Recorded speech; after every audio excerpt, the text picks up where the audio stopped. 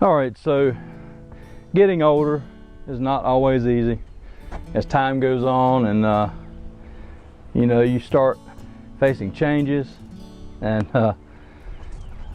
sometimes making those changes are pretty hard for me, especially when I'm getting rid of something that's been in place for so many years, and it's something that, you know, my dad made. For example, this old gazebo here. I'm not quite sure why my dad wanted this old gazebo. I think it reminded him of years past when he and my mom were young. I think gazebos were something that were pretty popular back then, a place for courting. You know, people didn't, I don't think, really went on dates a lot. If they did, it was in their yard or somewhere close by. And a gazebo was a good place to get away, but yet you were still close to the parents. And I don't know, I wasn't there then, but it's just some stories I've heard. But my dad wanted this thing years ago, and it had been the early 70s, mid 70s maybe. So he built it, and he and my mom kept it up. And my dad died in 2015, so it's 3 years ago now. And I talked to my mom. I said, you know, as changes come and progress, you know, my family's growing. We're actually living here on my old home place where I was raised. So it's time to make some changes. I mean, you know, my family is bigger now, and you know, we need room. It looks like a used car lot out here sometimes, quite frankly. So we need room. We need somewhere to park cars. We need to just make some changes. And you know, honestly, this thing is old, dilapidated. I haven't done anything yet. You can see part of this is falling down already. It would take some work to repair what's done already, but then the whole thing needs painting. So, you know, me and my mom, we talked about it, and I said, let's get rid of it. So now, Mom's in a nursing home. I've already talked to her about it, and I've already told my older kids about it. Hey, this is what's going to happen. And you know, for me, it's sad. It may not be sad for them, but it's sad for me. So I'm just going to tear it down and scrap what I can, and what I can't, we're going to get rid of and move on.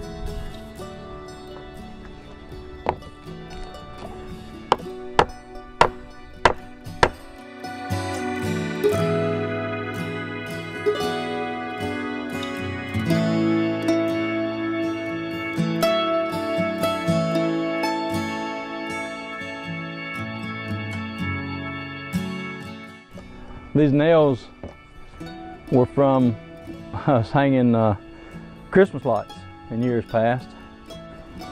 All his grandchildren and great-grandchildren have played on this thing. We used to hang a swing right here in the opening, I think on both sides actually, and a baby swing for the kids to swing on. So, oh well. You know, Dad's gone, but we got the memories. So, we're gonna see what we can do.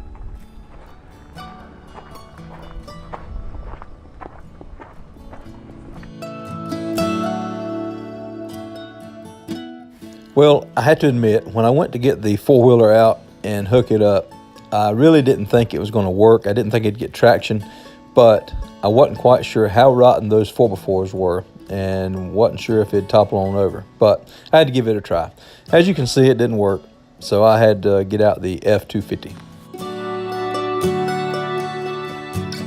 Now, anytime you're using a strap, please keep in mind to be very careful, be extra cautious. One particular instance that I dealt with back in 1989 when Hurricane Hugo came through, I was pulling some trees over, and this one particular tree was still attached at the stump when I was trying to pull it out of the way, and I was backing up, pulling it from the front. The chain gave way and came at an unreal speed back at my windshield. It did not penetrate the windshield, but it did destroy my windshield. Now, just always be careful when you're doing this. You never know what's going to give way or break.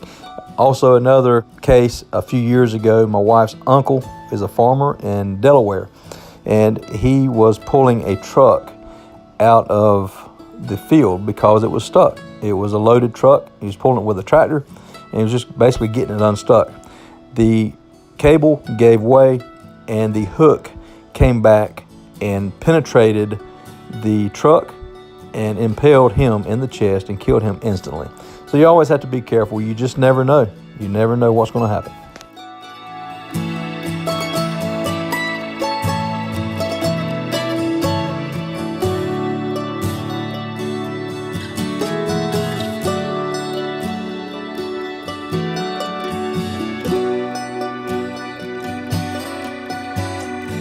So here's where my wife and kids jump in to help. Now, I've always considered myself a pretty hard worker, but I'm telling you, sometimes Susan will work rings around me, and it seems that the kids are taking after her as they're out there working their little tails off to get this thing torn down and loaded up. It didn't take too long. We had it loaded up, and we actually had it hauled off that afternoon. So thank you to Susan and my 3 youngest kids, Maggie, Sammy Joe, and Jace, for helping me tear this thing down and understanding that it's more than just a structure for me. And also, thank you for watching. I appreciate each and every viewer. I hope you liked the video. If so, give me a thumbs up. Subscribe if you haven't already. And as always, have a great day.